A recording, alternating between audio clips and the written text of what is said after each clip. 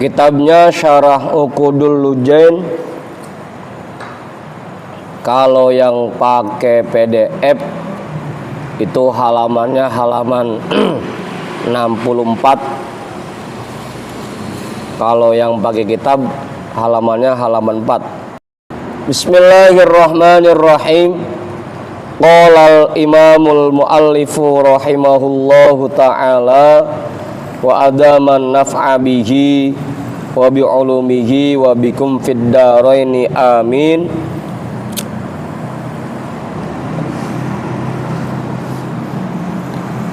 Alhamdulillahi hamdan nastaftihu bihil khairati ay natlubu bidzalikal hamdi al-fatha lil khairati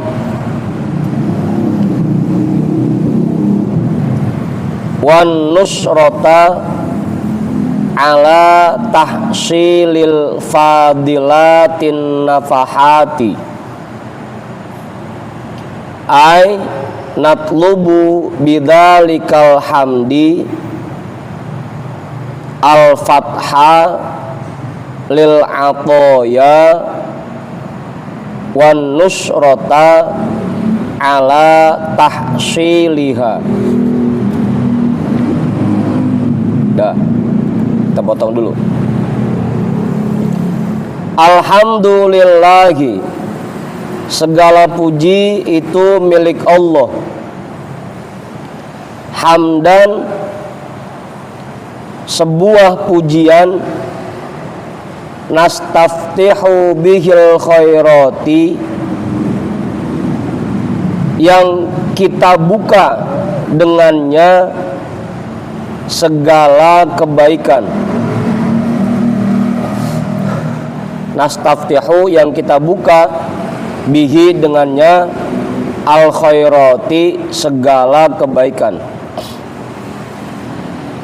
Ya karena lagi-lagi la in syakartum la azidannakum. Jika kita bersyukur kepada Allah, berarti kita lagi nambahin kebaikan yang Allah berikan buat diri kita gitu. La in syakartum la azidannakum. Ketika kita selalu bersyukur kepada Allah, maka kita sedang membukakan kebaikan lainnya yang Allah berikan buat diri kita. Nastaftihu bihil khairati, yang kita buka dengannya segala kebaikan. Ai natlubu, artinya kita memohon, bidzalikal hamdi, dengan pujian itu, al-fatha, akan dibukanya, lil khairati, bagi segala macam kebaikan.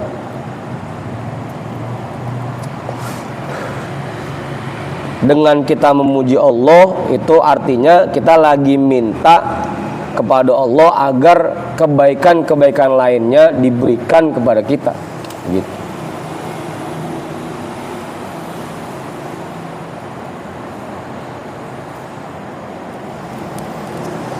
Kalau bahasan kemarin malam Jumat, hal jazaul ihsan illal ihsan.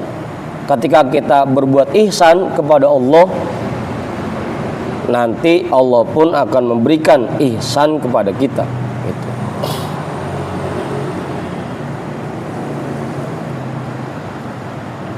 Jadi begitu Bang Iwan, kalau minta nggak usah pakai bahasa langsung.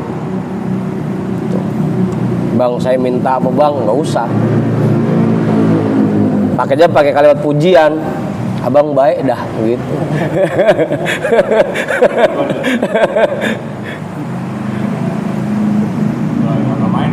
Hah?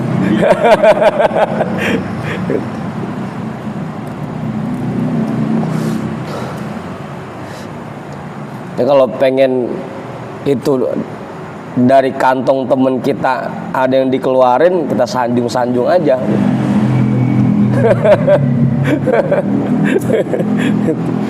Jadi mintanya pakai bahasa sanjungan. Kita memuji Allah yang dengan pujian itu kita memohon kepadanya agar dibukanya berbagai macam kebaikan.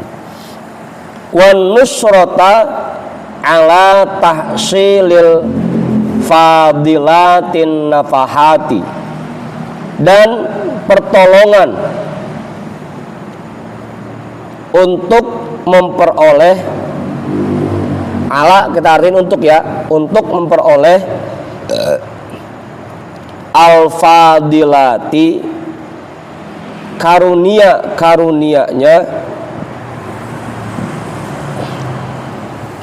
an-nafahati, dan anugerah-anugerahnya.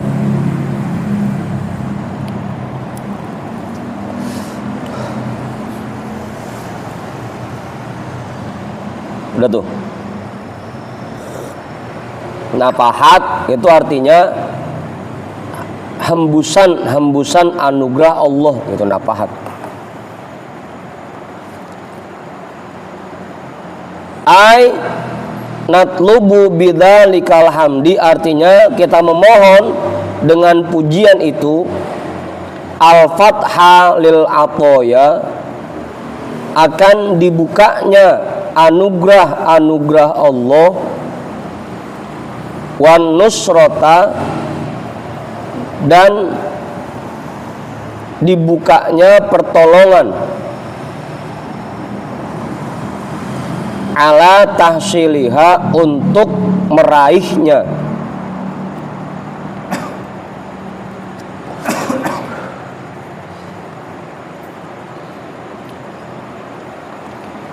Udahnya dikasih anugerah dan dikasih juga kekuatan atau cara untuk mendapatkan anugerah itu.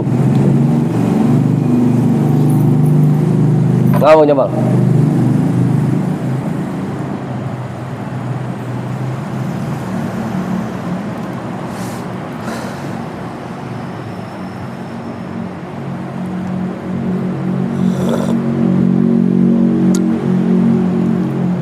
Nggak mau ucup? Apa? Ya ibaratnya kalau empuan, ini bapaknya ngasih restu, lo kalau mau nikah no sama anak gua aja no, sama kalian dikasih dah nusrohnya, pertolongannya, ini duitnya buat lo beli mahar, begitu. Ya anugerahnya dikasih, cara untuk mendapatkannya pun dikasih, gitu. Natlubu bidzalikal hamdi al-fatha lil atoya wan nusrata ala tahsiliha, anugerahnya diberikan oleh Allah dan cara untuk mendapatkannya juga dikasih oleh Allah, gitu. Jadi badan kita untuk mendapatkan anugerah Allah dikasih juga kekuatannya untuk meningkatkan ibadah kita, semangat ibadahnya ditambahin lagi sama Allah, gitu. Kedekatannya ditambahin lagi oleh Allah, gitu. Jadi biar anugerah itu lebih cepat kita dapatkan. Jadi maksudnya wan nusrata ala tahsiliha seperti itu, dikasih kekuatannya. Kan kalau dikasih doang anugerahnya tapi kita nggak dikasih kekuatan untuk meraihnya, kayak orang lomba panjat pinang, dieneng-enengin doang, no ada hadiah lo di atas, lu ngangsur dewek gitu. Jadi kagak dikasih cara untuk mendapatkannya. Kan capek kalau begitu mau ucup ya.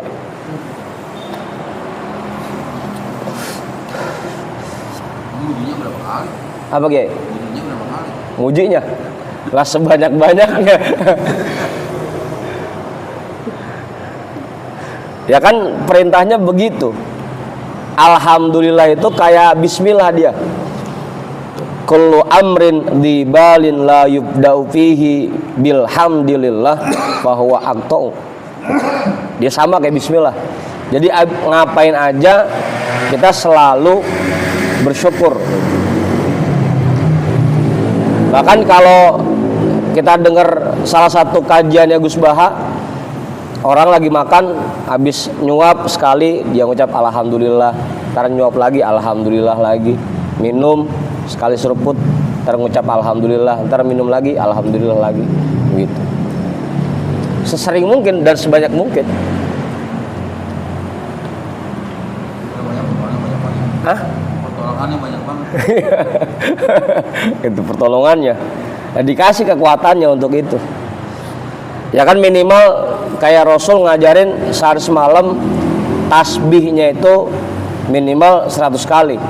Subhanallah walhamdulillah wala ilaha illallah wallahu akbar wala haula wala quwata illa billahil aliyil azim. Ada tasbihnya, ada pujiannya, ada tahlilnya gitu. Atau kalau kalimat yang lainnya subhanallah wa bihamdihi subhanallahil azim astaghfirullah, kan minimal 100 setiap hari. Jadi mujinya pakai cara itu. Ya tadi yang cakepnya mah setiap saat gitu. Ngapain aja kita ngucap bismillah dan ngucap alhamdulillah. Diawali dengan bismillah, ditutup dengan alhamdulillah. Yang paling cakep memang itu di sepertiga malam yang akhir. Wa Qur'anal fajri. Inna Qur'anal fajri kana masyhuda. Gitu. Atau ayat lainnya wabil asharihum yastaghfirun, dan mereka memohon ampun kepada Allah di waktu sahur. Itu yang paling cakep. Karena dalam keterangan hadisnya Allah itu punya waktu yang di situ Allah memberikan hembusan-hembusan anugerahnya. Inna li rabbikum fi ayyamid dahri nafahatun fata'arradu laha. Maka manfaatkan kesempatan itu. Itu di sepertiga malam yang akhir, itu saatnya. Manfaatkan waktu itu untuk memperbanyak memuji Allah.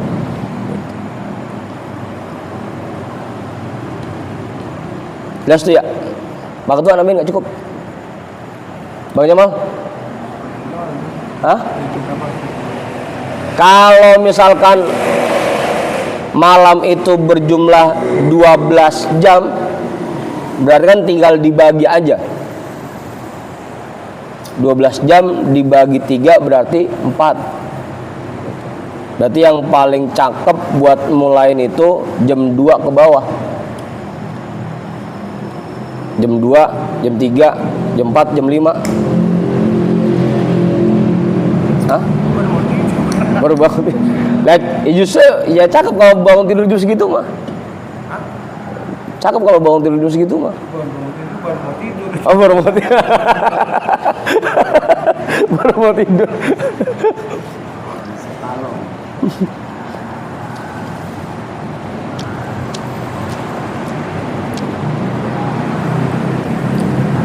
Itu sepertiga malam yang akhir. Apa, Bang Randy? Nambahin nggak cukup?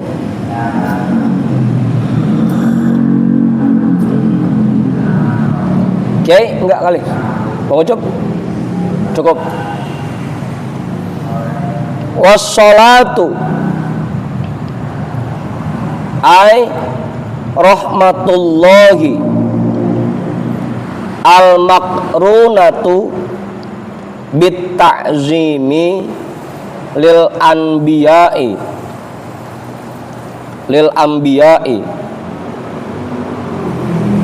wa mutlaqur rahmati li ghairihim wad du'a'u bi khairin minal ibadi.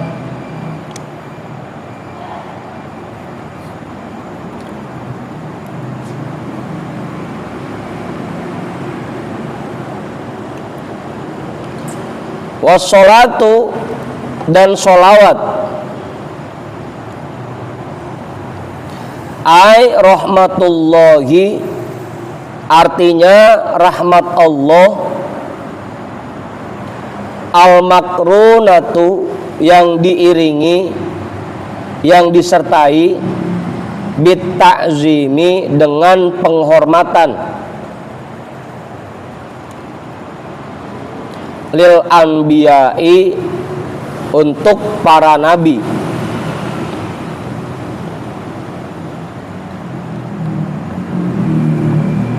Wa mutlaqur rahmati li ghairihim, dan rahmat secara mutlak tanpa disertai dengan penghormatan li ghairihim, untuk selain para nabi. Jadi kalau untuk nabi, sholawat itu artinya rahmat beserta penghormatan dari Allah. Kalau untuk yang selain nabi berarti mutlak rahmat dari Allah. Wa du'a'u bi khairin minal ibadi, dan doa dengan kebaikan minal ibadi dari hamba-hambanya.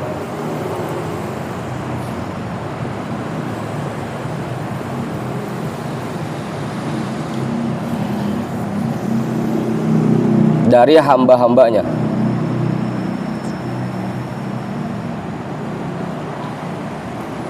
Atau kalau dalam keterangan lainnya, kalau dari Allah sholawat itu berupa rahmat dan penghormatan, kalau dari para malaikat itu artinya permohonan ampun untuk orang itu, atau kalau dari sesama manusia berarti dia doa berupa kebaikan. Kita ngedoain kebaikan untuk teman kita, itu bahasa lain dari sholawat.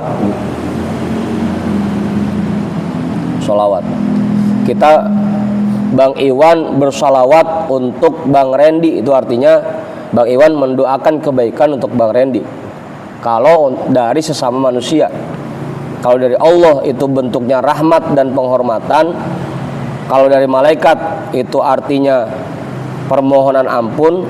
Kalau dari manusia itu doa untuk kebaikan. Sholawat.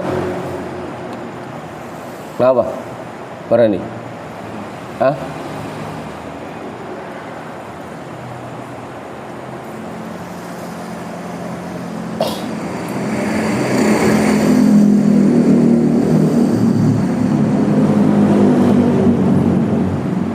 Wassalamu ay tahiyyatullahil uzma, wa huwa ta'zimun lil anbiya'i kama yuhayyi ahaduna dhaifahu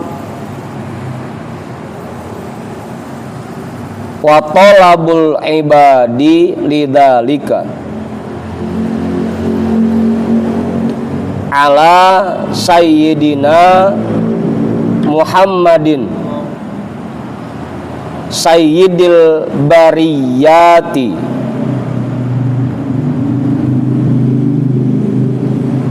ay ra'isil makhluqati.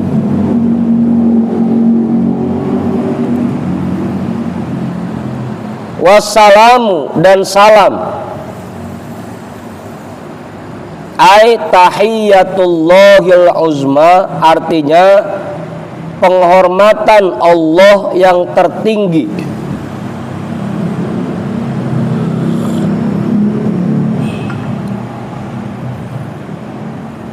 Wa huwa ta'zimun lil anbiya'i, yaitu penghormatan atau pengagungan untuk para nabi, kama yuhayyi ahaduna dhaifahu, sebagaimana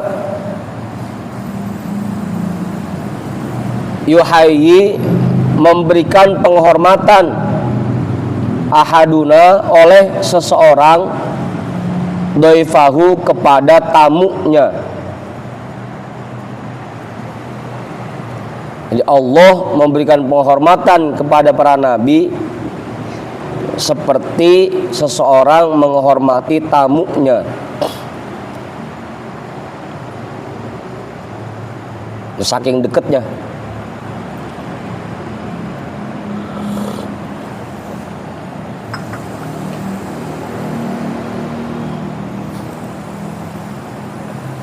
Wa talabul ibadi lidzalika,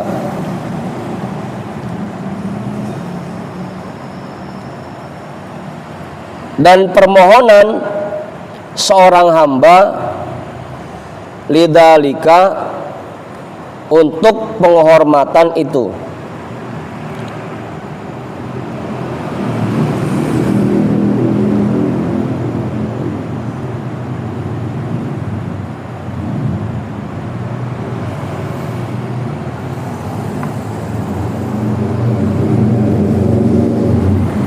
Ya artinya kalau kita ngucap salam itu artinya kita memohon kepada Allah agar kita pun diberikan penghormatan seperti itu.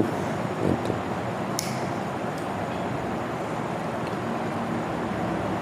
Ya, kalau kita bilang assalamualaikum berarti kita mohon agar orang itu diberikan penghormatan oleh Allah, diberikan kemuliaan oleh Allah. Makanya kita ngartinya kesejahteraan gitu.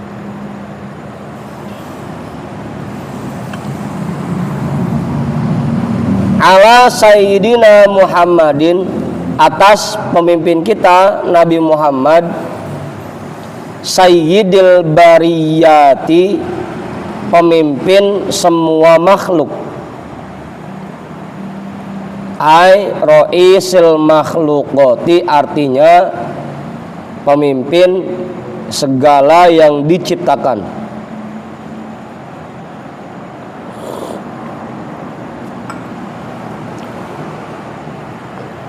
Biar kagak double aja artinya. Terbariyat kita artinya makhluk, itu ntar makhluk lagi. Segala yang diciptakan.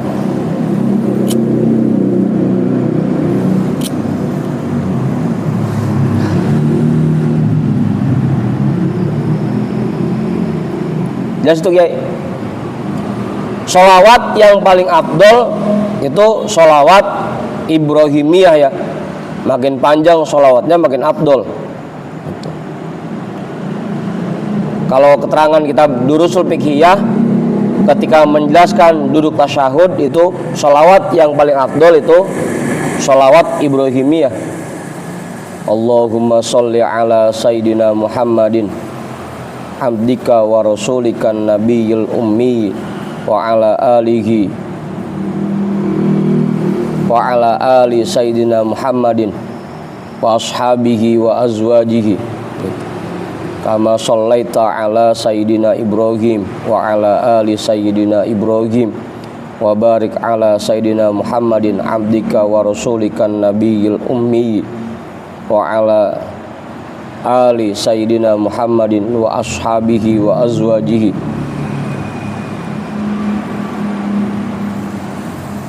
kama barakta ala sayyidina Ibrahim wa ala ali sayyidina Ibrahim fil alamina innaka Hamidum Majid. Itu sholawat yang paling afdol. Apa mau coba?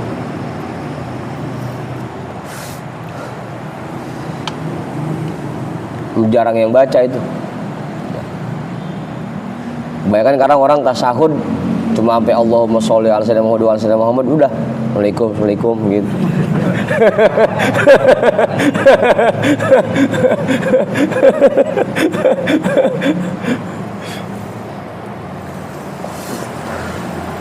Padahal salawat paling afdol itu salawat Ibrahimiyah. Tahu sih bagaimana? Sama Bang Reni cerita kapok ngikut zaman di sini.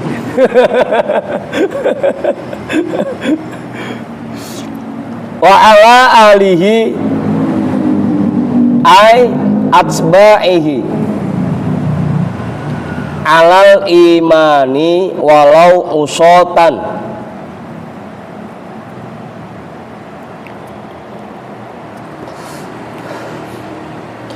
Wa ala alihi, dan atas keluarganya Nabi Muhammad,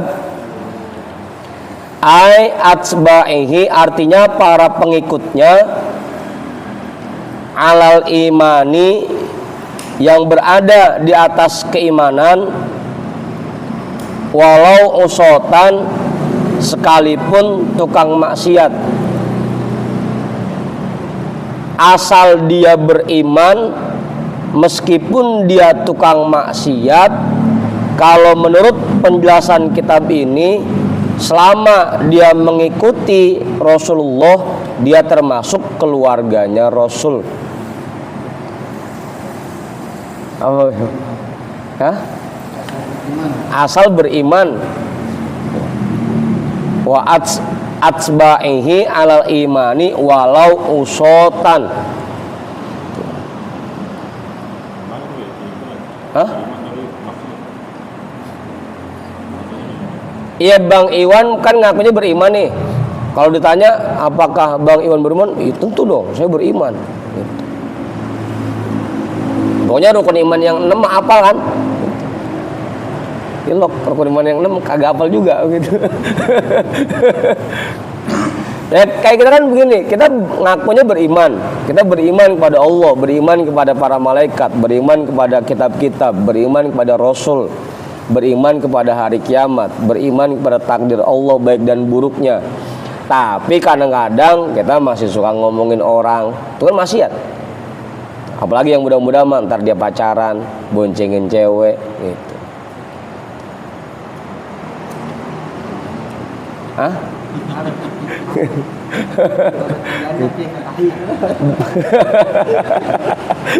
Boncengin janda. Beriman tapi maksiat masih gitu.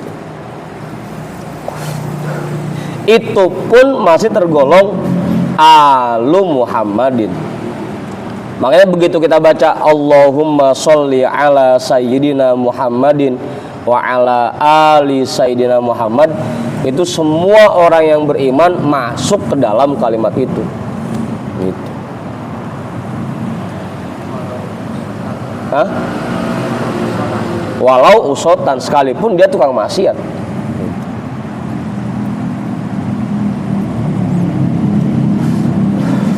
Gimana Pak? Namain Pak? Cukup. Bang Jamal? Fasik gitu kan? Hah? Fasik itu termasuk juga gimana? Apanya? Orang fasik. Ya, fasik kan kata lain dari tukang maksiat. Tukang maksiat ya bahasa kitanya fasik gitu. Sekalipun dia tukang maksiat, selama dia masih beriman kepada Rasulullah, masih mengikuti ajaran Rasul, dia tergolong alu Muhammadin. Cuma kalau keterangan kemarin waktu kita baca kitab Fathul Mu'in, ini alu Muhammadinnya fi maqomid du'a, hanya di makom doa gitu. Jadi ketika baca wa ala ali sayyidina Muhammad, semua orang mukmin itu masuk ke dalam doa itu gitu. Jangan mentang-mentang ada keterangan begini ntar pulang-pulang ngaku jadi Habib. Saya kan keluarganya Rasul begitu.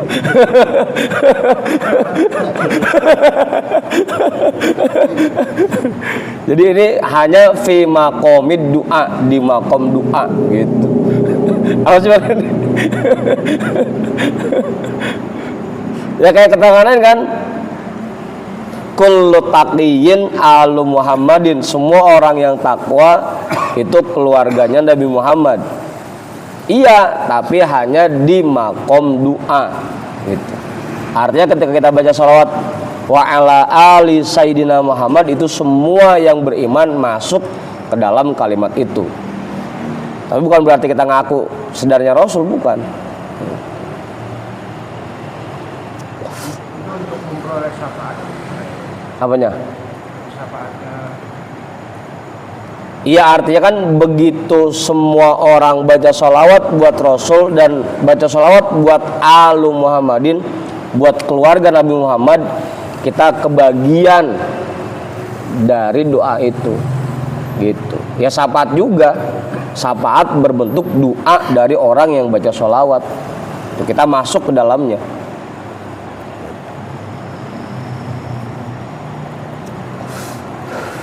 Jadi begitu Bang Ucup ya. Jadi ini fi maqomid doa, di makom doa. Dan bukan berarti kita termasuk zuriyah Rasul, bukan.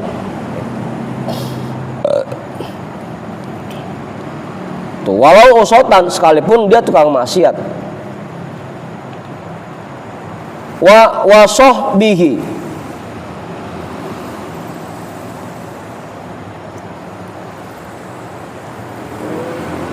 udah jelas tuh Bang? Cukup. Apalagi emang kudunya yang tukang maksiat itu paling butuh sama doa gitu. Makanya yang paling banyak maksiatnya dia yang didulukan gitu. Ketika kita nyebut alu Muhammadin, Allahumma sholli ala Sayyidina Muhammad wa ala ali Sayyidina Muhammad, itu yang diduluin yang banyak dosanya dulu, karena dia paling butuh sama doa kita.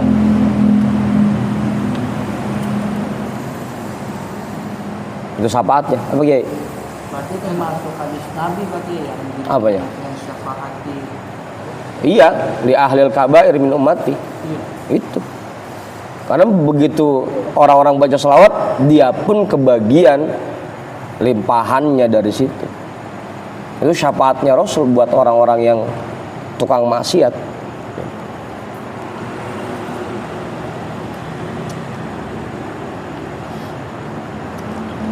Wa sahbihi wa humul mujtami'una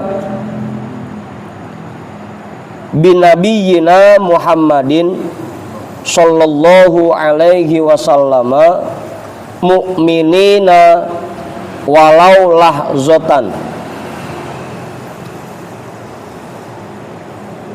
al-a'immati ay al-muqtada bihim fi umurid dini as-siqati fiha wasahbihi dan sahabatnya wahum dan mereka itu al-mujtami'una orang-orang yang berkumpul binabiyina Muhammadin sallallahu alaihi wasallam dengan nabi kita Muhammad sallallahu alaihi wasallam mu'minina dalam keadaan beriman walau lahzatan sekalipun hanya sekejap,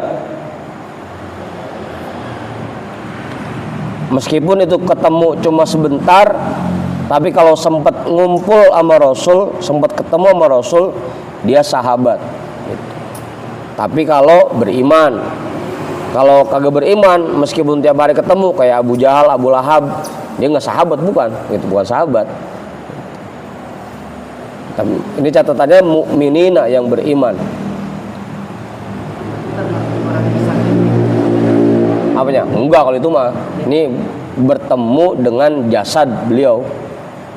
Kalau ngimpi mah enggak termasuk itu mah. Ya karena ntar banyak juga kayak Syekh Abdul Qadir, meskipun dia tidak hidup di masa sahabat, tapi kan sering ketemu Rasul dalam mimpi. Tapi enggak serta-merta membuat beliau jadi sahabat Nabi, enggak. Kalau mimpi mah. Ini yang ketemu secara langsung. Ya bahkan sekarang kan banyak juga yang ulama-ulama yang mimpi bertemu Rasul banyak. Tapi itu enggak otomatis bikin dia jadi sahabat, enggak. Tetap aja orang biasa, itu bukan termasuk sahabat, bukan. Hah? Ya pokoknya yang tidak beriman atau yang menentang itu bukan sahabat. Lagian kalau Khawarij mah itu udah bukan zaman Rasul lagi, itu mah udah zaman Sayyidina Ali.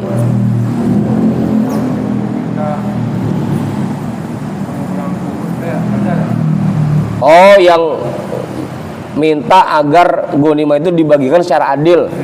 Ya tapi itu kan belum disebut sebagai Khawarij.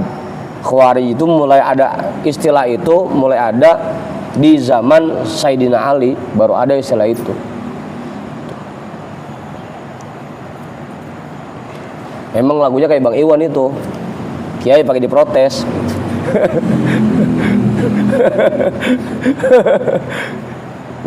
Jadi ada orang yang minta agar Rasul membagikan ghanimah secara adil gitu. Nah, padahal Rasul tuh biangnya adil gitu. Itu yang sekarang berkembangnya jadi kelompok Khawarij atau kelompok Wahabi. Ciri-cirinya orang itu yang protes itu jenggotnya panjang, jidatnya hitam. Zaman dahulu gitu. Iya, zaman dulu begitu.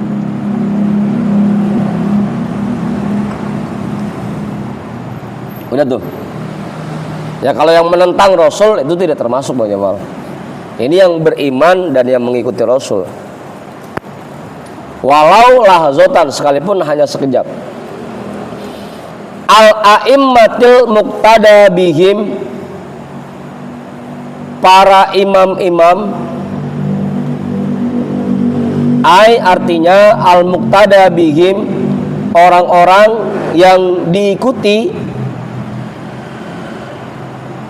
al-muqtada bihim, yang mereka itu diikuti fi umurid dini, dalam masalah agama, dalam masalah agama, athiqati fiha, dan yang terpercaya, dipercaya, fiha, di dalamnya. Ya karena memang zamannya masih hidup sezaman dengan Rasul, maka apa yang mereka sampaikan itu sangat kuat dan bisa dipercaya. Athiqati fiha, yang dapat dipercaya di dalamnya. Kalau kayak kita kan udah kejauhan zamannya, apalagi udah dicampur sama nafsu kita, udah makin bias, makin samar. Ini yang kita sampaikan bener apa kagak gitu. Bahkan yang ada sekarang, yang salah bisa kelihatan bener, yang bener bisa kelihatan salah, karena saking sulit dipercayanya dan dipegang ucapannya gitu. Kalau sekarang itu athiqati, orang-orang yang dipercaya, yang terpercaya dalam urusan agama.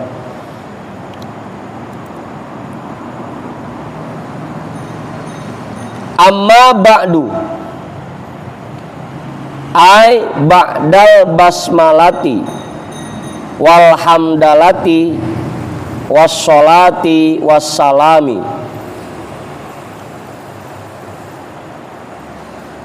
Adapun setelah itu, amma ba'du, adapun setelah itu, ai artinya ba'dal basmalati, setelah bismillah, wal hamdalati, dan hamdalah, wassolati, dan sholawat, wassalami, dan salam. Fahadihi ai al hadiratu fil dhihni,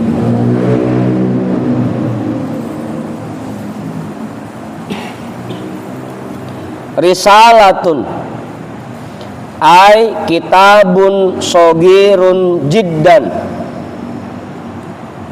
Terus segini dibilang sogirun jiddan ini.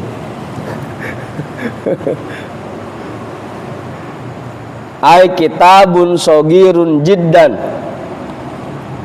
muhimmatun muhzinatun lil qulubi, rattabtuha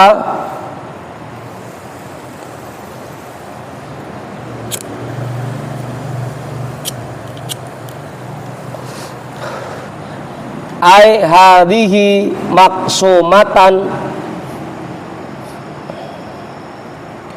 ala arba'ati fusulin ai afrozin wa khotimatin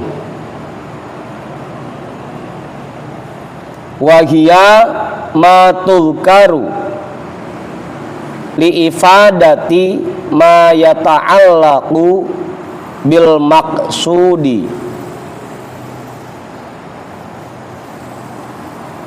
wa kana dzalika ta'alluqul lahiqi bisabiqi wa huwa ta'alluqu min haitsu takmili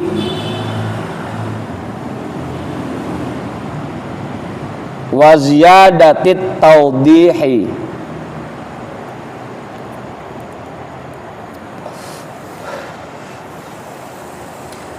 Fahadihi, maka ini, ai al hadiratu fi dhihni,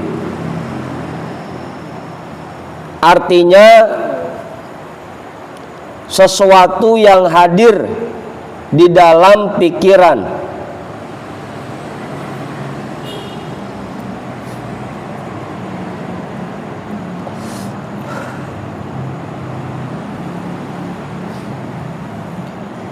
Risalatun, yaitu sebuah risalah, ai kitabun shogirun jiddan, artinya kitab yang sangat kecil, segini, sangat kecil.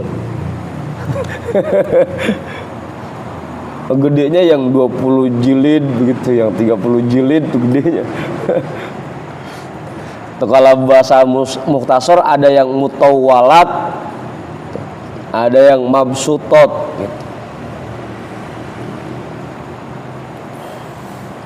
Ada kitab-kitab yang bahasanya panjang lebar dan detail, yang sampai berjilid-jilid, itu kitab besar dah.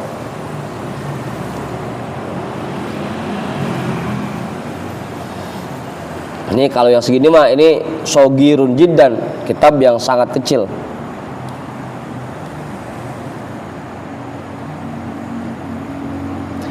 Muhimmatun,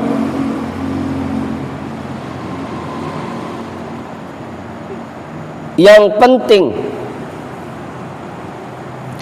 Muhzinatun lil qulubi, artinya yang sangat mendalam, yang sangat menyentuh, lil qulubi, bagi hati.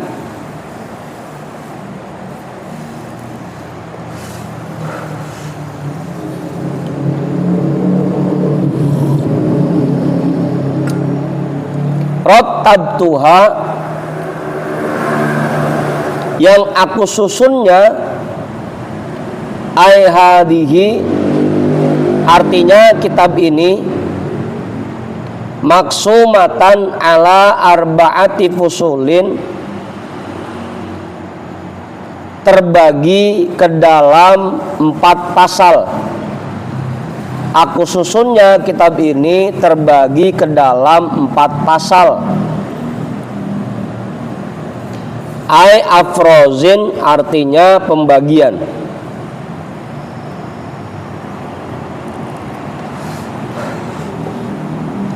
Wa khotimatin, dan 1 khotimah, 1 penutup. Kitab ini terdiri dari 4 pasal dan 1 penutup. Biasa ya, memang kalau karya ilmiah selalu ada, biasanya diawali dengan pendahuluan, kemudian isi, yang terakhir penutup dan kesimpulan gitu. Kalau karya ilmiah, mau itu skripsi kek atau makalah kek, pasti itu ada pendahuluannya, ada isinya, dan ada penutup dan kesimpulannya. Nah, kitab ini pun begitu. Ini ada mukadimahnya yang lagi kita baca, nanti ada isinya berupa 4 pasal, dan terakhir ditutup dengan khotimah. Wa hiya ma tulkaru,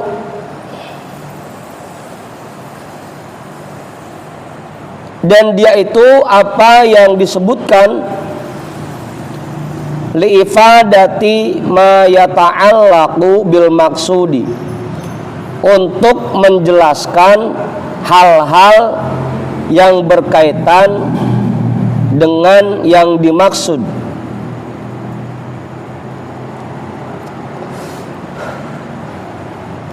Ya tadi, makanya biasanya penutup itu berupa kesimpulan dari isi bahasan yang sudah dijabarkan. Tulkaru li fadati ma yata'allaqu bil maksudi.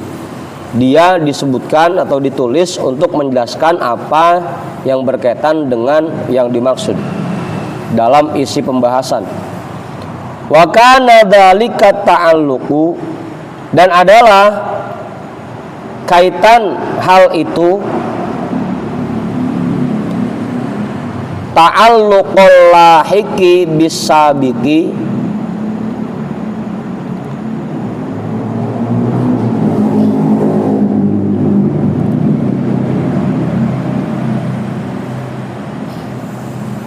kaitan antara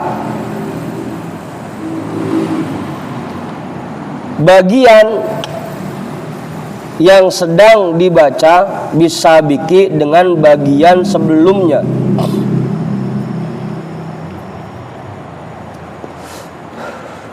Maka tadi penutup itu pasti berkaitan dengan isi pembahasan yang ditulis sebelumnya. Gitu. Ya, ta'alluqul lahiki, kaitan dari apa yang sedang dibaca bisa bikin dengan bahasan sebelumnya.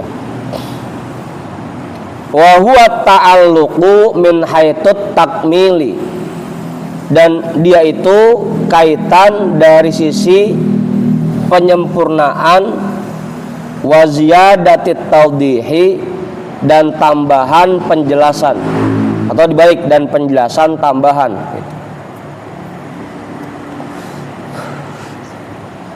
Itu khotimah tuh artinya.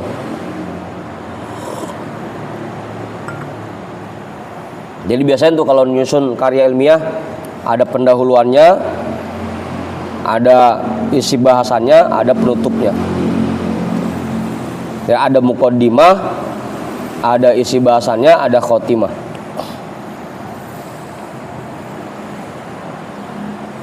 Al-faslul awwalu fi bayani huquqiz zaujati al-wajibati ala zauji.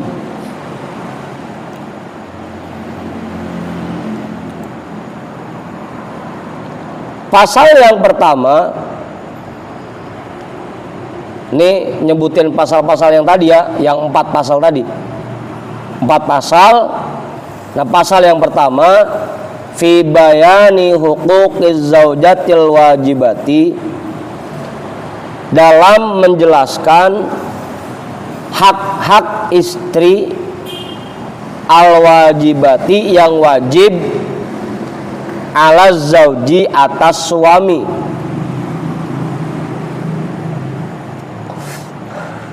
Atau kalau kita balik, kewajiban suami terhadap istri gitu. Itu bab pertamanya. Ini kalau lembangan pasal awal ini, kalau mau ngajak bini jangan diajak dulu dah.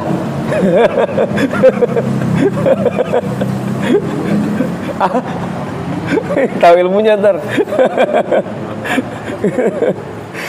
Pasal yang pertama dalam menjelaskan hak-hak istri yang wajib atas suami, atau kita balik, kewajiban suami terhadap istri. Wahia husnul isyrati, wahia husnul isyrati wa mu'natuz zaujati wa mahruha wal qasmu wa ta'limuha ma tahtaju ilaihi min furudil ibadati wa sunaniha walau ghairu muakkadatin wa mimma yata'allaqu bil haidi wa min wujubi ta'atihi fi ma laisa bima'siyatin.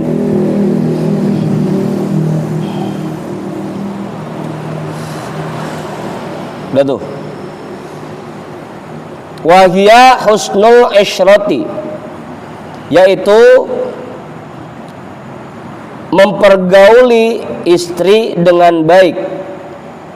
Husnul isyrati, memperbaiki cara bergaul dengannya, dengan istri.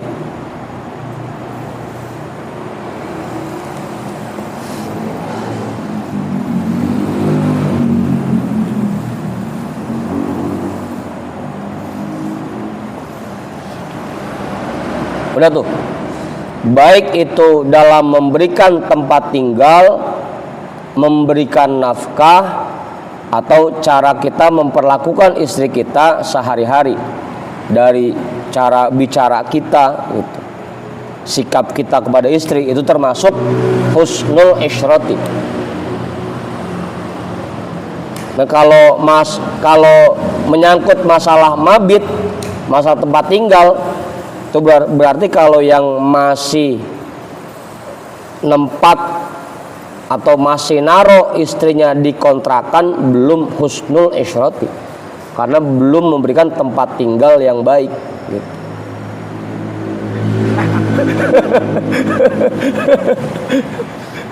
Apa gimana?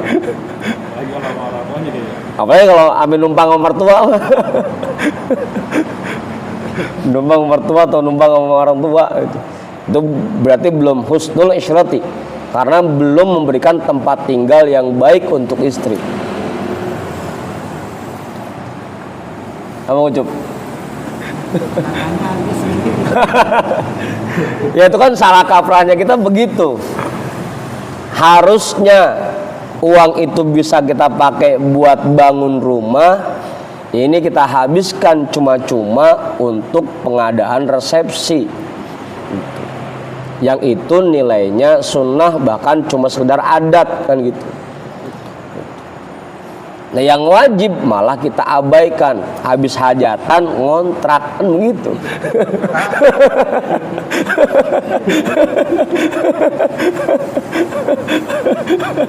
Apa ini?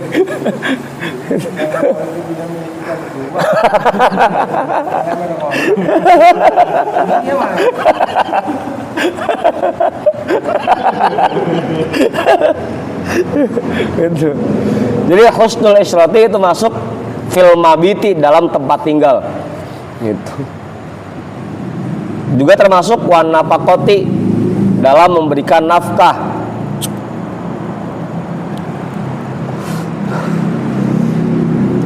Sehari kita ngasih nafkah buat istri kita berapa ratus gitu.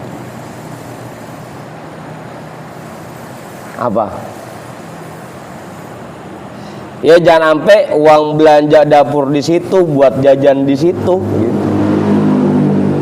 Sampai buat jajan bocah di situ juga gitu. Mana timbang 50.000 sehari gitu.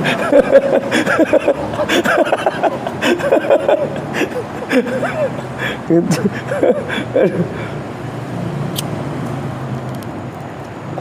Itu husnul isyrah dan lain sebagainya ya, tadi sikap kita di rumah tangga atau cara kita bicara ke istri kita, itu husnul isyrah namanya.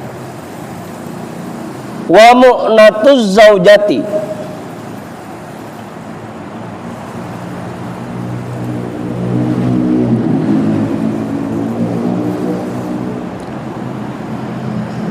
wa mu'natuz zaujati, dan memberikan nafkah kepada istri.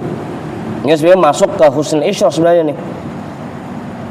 Wa mu'natuz zaujati, dan memberikan nafkah kepada istri. Makanya kalau dulu guru kita Buya ngajarin, ketika mau nikah kita harusnya sudah punya kesepakatan sama istri kita. Ini uang belanja per harinya atau uang nafkah per harinya berapa besarannya. Sepakatin dah tuh sama istri kita. Apa 50.000 cukup, apa 100.000 cukup begitu. Ntar kalau udah punya anaknya satu, kira-kira uang belanjanya nambah apa enggak. Kalau punya anak dua, nambah apa enggak gitu. Itu disepakati sebelum nikah, disepakati dulu. Atau setelah nikah. Kalau nggak capek, Hah? insya Allah gimana? Insya Allah. Tangan nikah. Nah itulah makanya kenapa di Arab itu banyak orang yang akhirnya ngambil jalan kebiri gitu, di Arab. Karena tadi tuh dia ngerasa belum mampu memberikan pelayanan yang baik kepada istrinya. Akhirnya ngambil jalan membujang, bahkan sampai kebiri. Apa? Ya atau kita minta pengertian dah dari istri kita. ini abang sehari tibang mampunya bagi 20.000, kira-kira nerima apa kagak gitu. Main adat gimana? Main adat gimana? Yang di tempat daerah kan harus dia dibeli atau apa gimana? Ya itu kan mahar, itu mana lagi, bukan nafkah. Suami sakit beli. Iya itu kan untuk pas pernikahan kan, untuk maharnya kan. Tapi untuk nafkah per hari-harinya ya itu harus dibuat lagi kesepakatannya.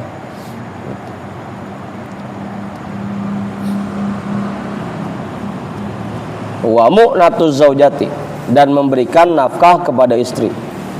Wa mahruha, dan memberikan maharnya.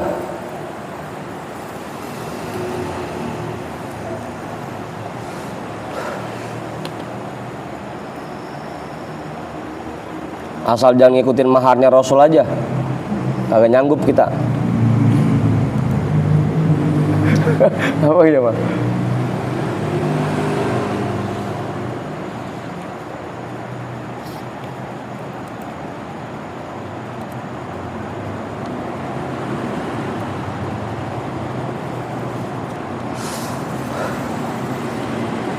Maharnya Rasul buat Siti Khadijah itu 1,2 M.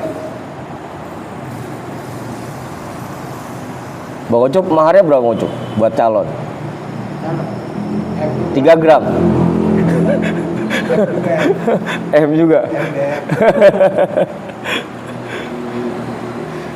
Dan memberikan maharnya.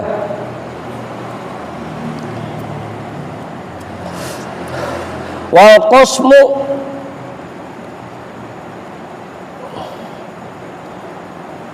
dan melakukan pembagian yang adil.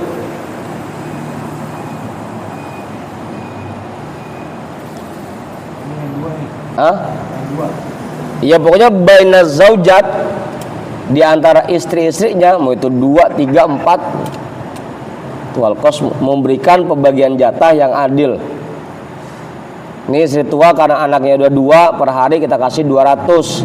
Ini yang mudaan karena belum ada anaknya kita kasih sehari 100 gitu.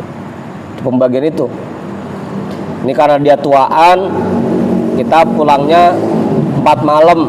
Kalau karena yang mudaan kita pulangnya 3 malam begitu. Apa Kiai? Hah?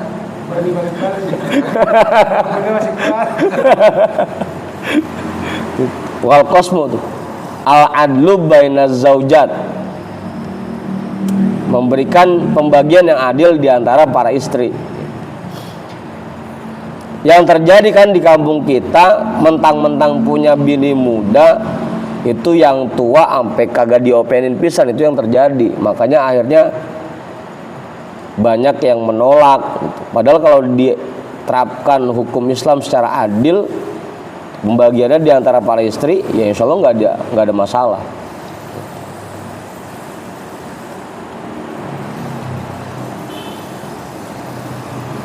Ya setidaknya kalau di Al-Quran jangan sampai kita tinggalkan sampai kayak topo, fatadaruha kal mu'allaqoh gitu.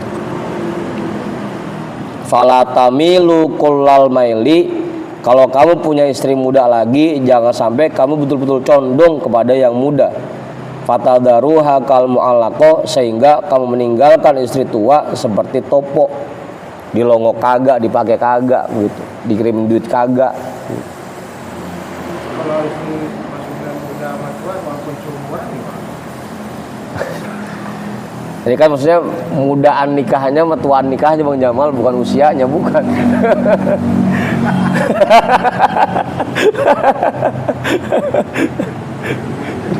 Ini kesen yang 3 depan kita, atau belum nih.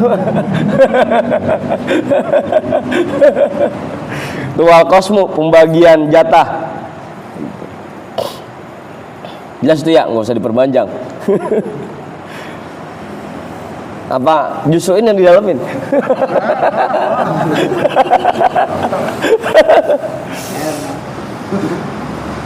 Ini hal yang bersifat zohir ya, karena Allah tahu betul kondisi hati manusia. Makanya kalau dalam Al-Quran Allah tahu betul bahwa kita tidak akan bisa adil dalam memberikan cinta. Nggak bakal itu sama antara yang tua sama yang muda, cintanya nggak bakal sama. Bahkan pasti lebih besar ke yang muda. Makanya yang dimaksud kosmo di sini, pembagian yang adil kepada para istri itu dari sisi zohir, dari pemberian nafkah, pemberian tempat tinggal, pemberian jatah waktu gitu. Jadi pembagian yang adil secara zohir. Karena kalau dari sisi batin, dari rasa cintanya nggak bakal sama. Allah tahu betul itu. Maka sampai tadi dipesannya dalam Al-Quran, falatamilu kullal maili. Meskipun Allah tahu betul kita lebih seneng sama yang mudaan, tetap falatamilu kullal maili. Jangan sampai saking cintanya sama yang mudaan sampai yang tua itu ditinggalkan. Fatadaruha kal mu'allaqah. Jadi pembagian yang adil dari sisi zohir.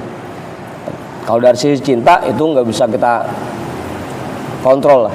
Pasti bakal lebih condong ke yang lebih muda. Apalagi yang mudaannya perawan pisan udah.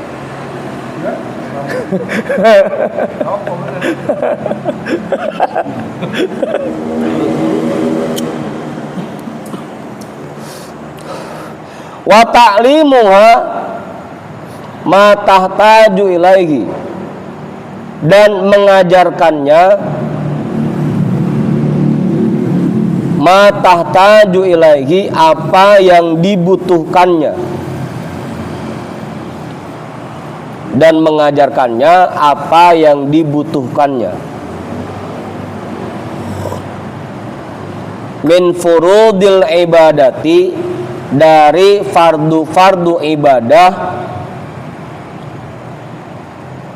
kewajiban sholatnya, kewajiban puasanya, kewajiban zakatnya, kewajiban hajinya, tata cara ngerjain sholat, cara puasa, cara membayar zakat. Itu kewajiban kita sebagai seorang suami untuk ngajarin istri kita. Apa Bang Randy? Titipin sama ustazah. Ustazah, ini tolong ajarin bini saya. Nah, ustaznya berapa?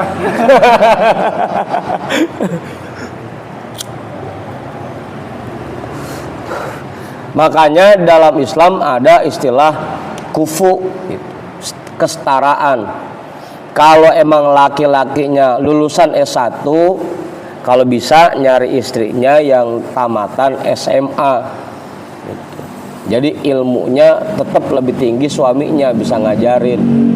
Kalau suaminya S2, ya cari istri yang S1. Itu.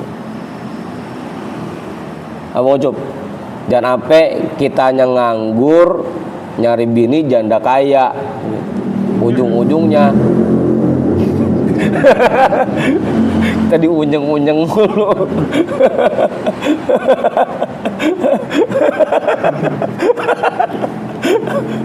Kecuali kayak Khadijah dah.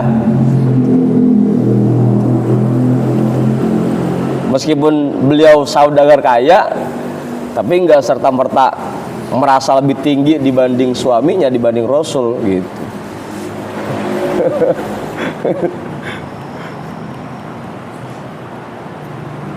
Ajarin tuh Bang Randy. Kalau kita nggak bisa, ya kita titipin sama ustazah. Ustazah, ini tolong ajarin istri saya. Nanti ustazah setiap bulannya saya kirimin 5 juta gitu. Lagi semangat itu ngajarin ya. Gitu.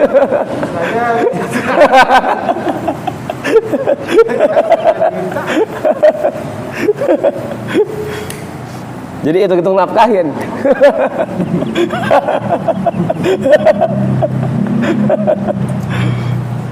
Ya sama aja kayak anak kan. Kewajiban kita sebagai orang tua mendidik anak kita, ngajarin baca tulis, ngajarin ilmu agama. Cuma karena kita nggak bisa, makanya kita serahin sama ustadz. Kita titipin sama ustadz. Ustadz, ini tolong anak saya diajarin ngaji ya. Nanti tiap bulannya ustadz saya kirimin 5 juta gitu. Hah? Ustadz. Begitu Bang Randy. Ya makanya kayak orang mau haji aja kan, sebelum haji dia pasti belajar manasik dulu gitu. Biar dia tahu ilmunya. Dan sebelum nikah kita pun harusnya memperdalam ilmu kita dulu, karena nanti kita punya kewajiban ngajarin istri kita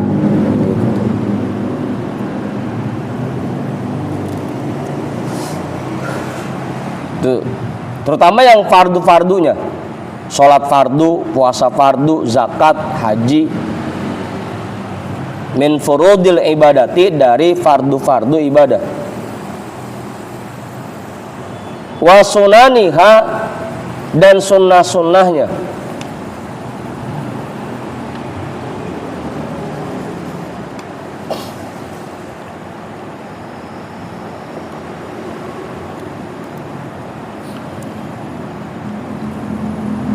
Walau ghairu muakkadatin, sekalipun itu yang tidak muakkad.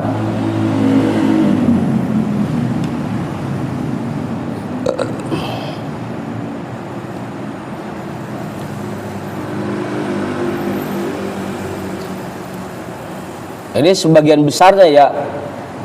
Bahkan kalau dalam kitab Irsyadil Muhtaj, itu yang disusun oleh pengarang kitab Tanwirul Qulub, itu kewajibannya lebih dalam lagi. Yang pertama, kita kewajiban mengajarkan aqaidul iman yang 63 atau minimal yang 50. Sifat yang wajib bagi Allah, sifat yang mustahil bagi Allah, yang jaiz bagi Allah, yang wajib bagi Rasul, yang mustahil bagi Rasul, yang jaiz bagi Rasul. Itu kita wajib mengajarkan itu kepada istri kita. Terus juga kita harus ngajarin apa itu Islam, apa itu iman, rukun Islam, rukun iman. Itu kita kewajiban ngajarin itu. Terus hal-hal yang halal, yang haram gitu. Kalau kita nggak ajarin itu, kunta mas'ulan andalika kullihi baina yadaillahi ta'ala. Nanti kamu akan dimintakan pertanggungjawaban di hadapan Allah kalau kita nggak ngajarin itu buat istri-istri kita. Apa itu? Hah? Dia bingung. Dia bingung dia.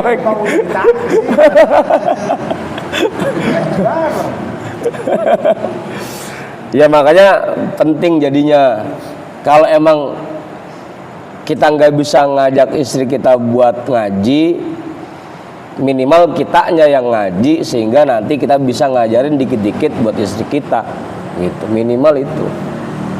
Cuma kan kalau kita yang ngomong kagak didengerin ya. Emang bini kita lah tahu banget lagu kita, pakai ngajarin masalah agama lagi.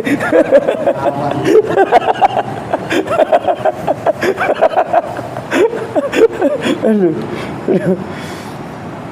Semua tuh jangan sampai nanti kunta mas'ulan baina yadaillahi ta'ala, kita dimintakan pertanggungjawaban dari itu semua di hadapan Allah.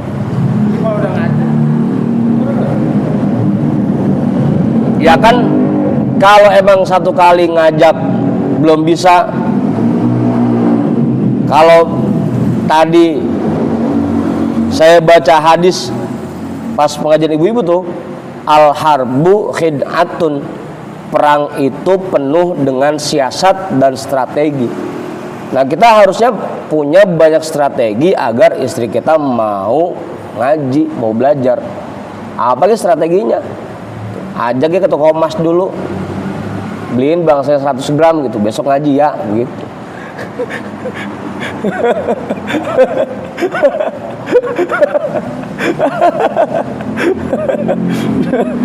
Nah asal mau ngaji nih satu pertemuan, ntar papa kasih 5 gram gitu.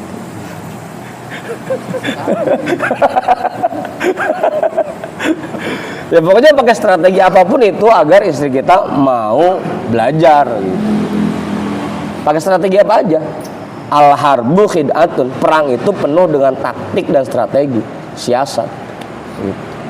Nah kita perang sama bini kita dalam hal itu ya perlu strategi, perlu taktik. Gimana caranya agar istri kita mau ngaji. Jangan sampai nanti kita yang diminta tanggung jawabnya oleh Allah.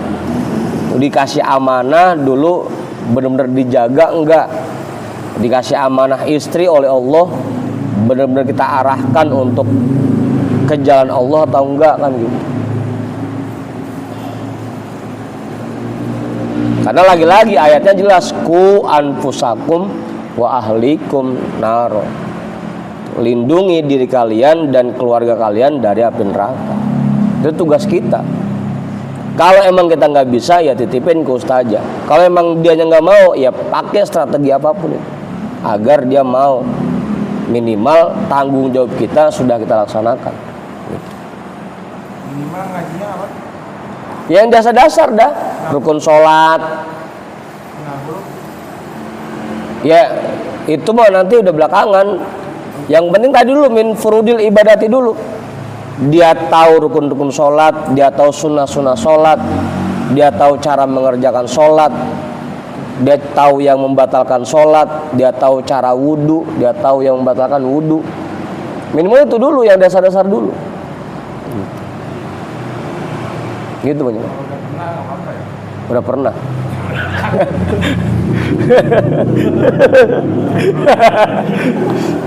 Ya kan itu salah satu usaha Bang Jamal untuk menjalankan kewajiban kepada istri kan.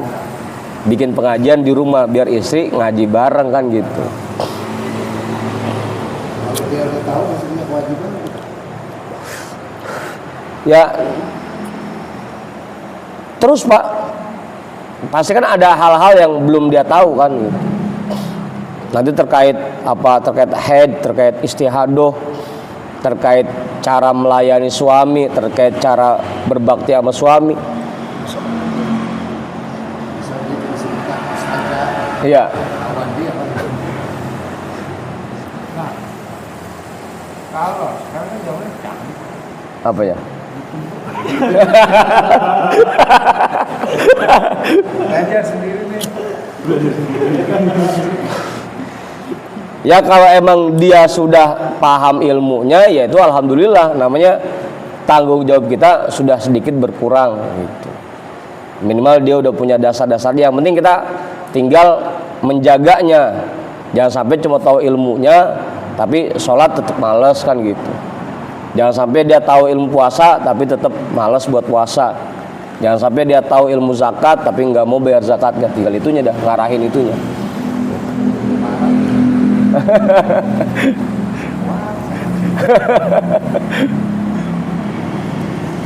Mau cukup?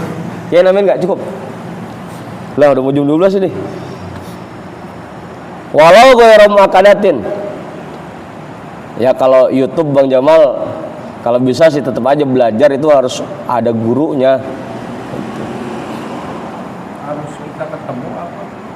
Apanya? Maksudnya minimal itu kita harus kita Ya tetap aja kan keberkahan yang didapat dari bertatap muka sama guru sama yang tidak bertatap muka itu pasti jauh berkahnya. kita gurunya semua lihat. Hah? Kan kadang-kadang di YouTube kan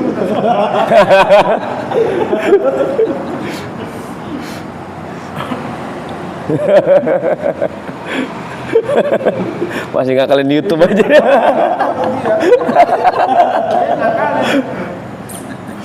Man la syaikholah fa syaitonu syaikhuhu. Orang yang nggak punya guru maka setan itu gurunya.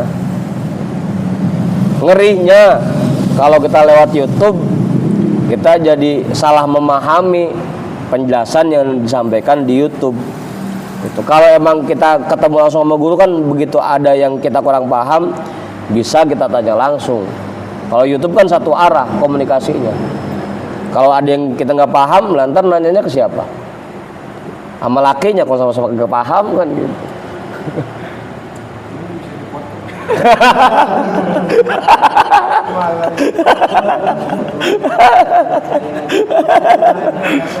Ya udah ntar kasih Sensor tit gitu. Malahnya itu Iya. bikin sampai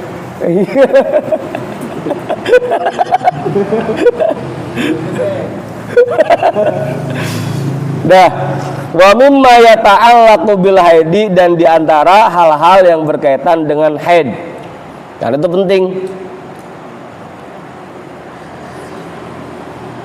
Haid itu normalnya berapa hari, minimalnya berapa hari, paling lamanya berapa hari. Kalau sudah melewati batas waktu terlamanya itu dianggap haid atau bukan gitu. Apa aja yang harus dia tinggalkan ketika lagi haid, apa yang nggak boleh dia kerjakan ketika lagi haid, itu harus diajarin. Pokoknya hal-hal yang berkaitan dengan haid.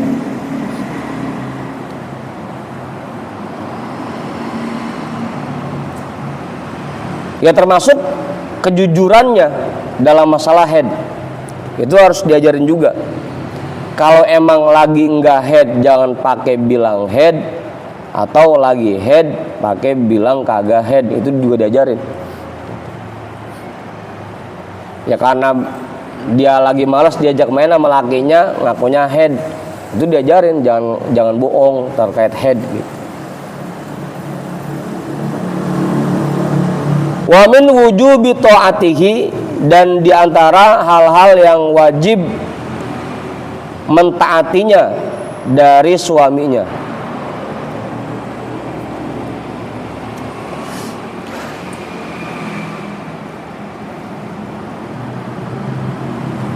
Dan ini juga termasuk kewajiban orang tua ya.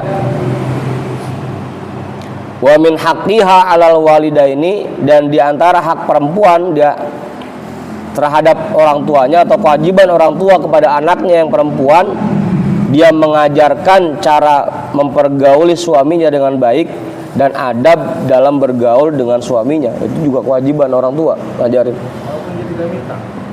Hah? Walaupun dia nggak minta. Meskipun dia nggak minta, kita yang ngajarin, orang tua inisiatif ngajarin anak yang perempuan. Gitu. Nanti kalau punya laki kudunya begini, harus taat sama suami gitu. Harus diajarin tuh. Itu kewajiban orang tua kepada anaknya yang perempuan Sebelum nikah gitu. sebelum nikah. Ya dari usia balik lah ngajarinnya. Kiai mah enak, dia mah anaknya laki-laki semua.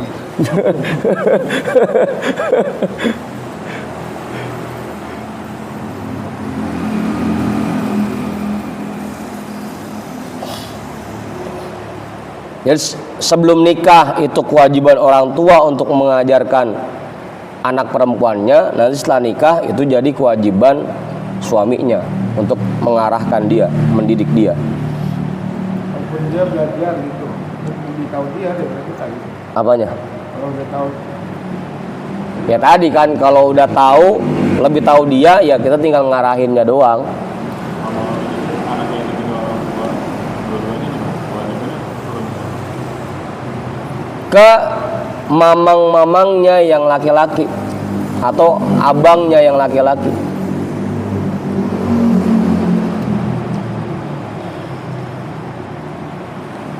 Atau kengkongnya. Makanya ketika Rasul ditinggal sama ibunya dan beliau jadi yatim piatu, kan langsung dirawat oleh kakeknya, Abdul Muthalib. Kakeknya meninggal, langsung dirawat oleh pamannya, Abu Thalib kan gitu. Jadi yang laki-laki. Kalau enggak kakeknya, kalau enggak mamangnya atau abangnya yang paling tua. Karena memang al-akhul kabir bimanzilatil ab. Saudara laki-laki yang paling tua itu posisinya menggantikan posisi bapak. Tanggung jawab bapak berpindah ke anak laki-laki yang paling tua.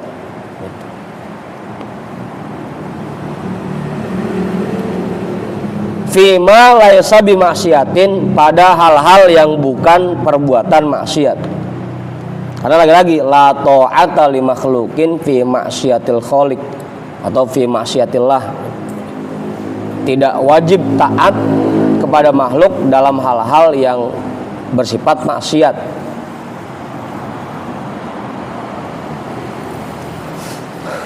Bini lagi head, lakinya ngajakin main, bininya nolak, itu bukan ngelawan sama laki namanya, karena ini perbuatan yang maksiat, karena itu hal yang haram. Kalau lagi head bergaul kan haram. Atau laki minta masukin lewat lubang belakang, itu juga enggak. Kalau nggak diturutin ya bini nggak dosa, karena itu perbuatan maksiat gitu. Dah jam 12. Sebelum saya tutup, Pak Ketua nambahin nggak cukup? Kiai? Nggak. Bang Jamal? Dah. Kita hadiahkan pahala ta'lim kita pada malam hari ini untuk semua orang tua kita dan para guru-guru kita. Ala hadhihi niyyah al-Fatihah.